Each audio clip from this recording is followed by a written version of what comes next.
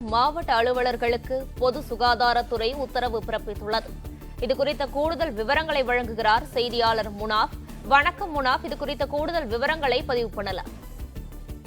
தமிழகத்தில் பருவநிலை மாறி வரும் சூழலில் தொற்று நோய்களை கட்டுப்படுத்த குடிநீர் தரத்தை உறுதி செய்ய வேண்டும் என பொது சுகாதாரத்துறை உத்தரவிட்டிருக்கிறது. குறிப்பாக உள்ளாட்சி அமைப்புகள் மூலம் விநியோகிக்கப்படும் குடிநீரை மாதந்தோறும் பரிசோதிக்க வேண்டும் என மாவட்ட சுகாதாரத்துறை அலுவலர்களுக்கு பொது சுகாதாரத்துறை உத்தரவிட்டிருக்கிறது.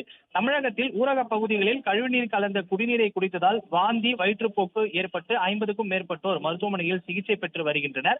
பல ஆண்டுகளுக்கு முன்பு போடப்பட்ட குழாய்கள் கசிவு மற்றும் உடைப்பு ஏற்பட்டு கழிவுநீர் கலப்பது, குடிநீர் தொட்டிகளை முறையாக பராமரிக்காததும் இத்தகைய பாதிப்புக்கு காரணம் என பொதுமக்கள் குற்றம் சாட்டியிருந்தனர். இந்த நிலையில உள்ளாட்சி அமைப்புகள் மூலம் வழங்கப்படும் குடிநீர் மாதந்தோறும் பரிசோதனைக்கு உட்படுத்த வேண்டும் என சுகாதாரத்துறை ஆய்வாளர்களுக்கு பொது சுகாதாரத்துறை உத்தரவிட்டிருக்கிறது. மேலும் மழைக்கால தொற்று நோய் மற்றும் பூச்சிகளால் ஏற்படும் நோய்களை தடுக்க முன்னெச்சரிக்கை நடவடிக்கை எடுக்க வேண்டும் எனவும், மழைநீர் மற்றும் கழிவுநீர் வடிகால் கட்டமைப்புகளை சீராக இருப்பதை உள்ளாட்சி அமைப்புகள் மூலம் கண்காணிக்க வேண்டும் எனவும் உத்தரவிடப்பட்டிருக்கிறது.